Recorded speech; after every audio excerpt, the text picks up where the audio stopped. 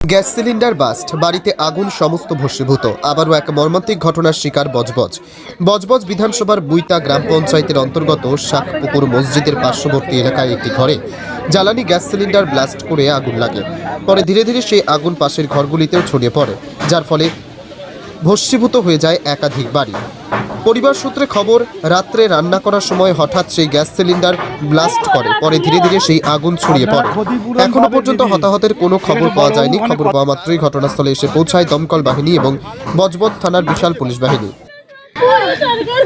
কি করে আগুনটা লাগলো?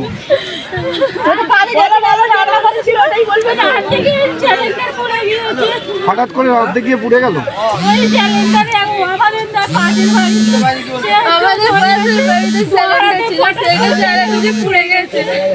কি বাস করেছিল?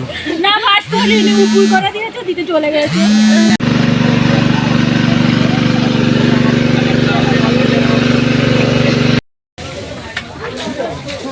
আরে বেতি বেতি মার, বেতি বেতি ছেলে মার না। ভিডিও হ্যাঁ রে বাবা, এগুলো ইতিহাস রে বাবা। দুটো দেখতে, এখন তো দুটো দেখতে পাচ্ছি পুড়ে গেছে। এখন ওপাশে কি হচ্ছে জানিনি। আপনারা কি ভাড়া থাকতেন নাকি? আমরা ভাড়াই থাকতাম। গ্যাস সিলিন্ডার কি বিস্ফোরণ হয়েছে নাকি? গ্যাস সিলিন্ডার কি ফেটে গিয়েছে? হ্যাঁ, আগে ফেলেছিল, ফেটে গেছে।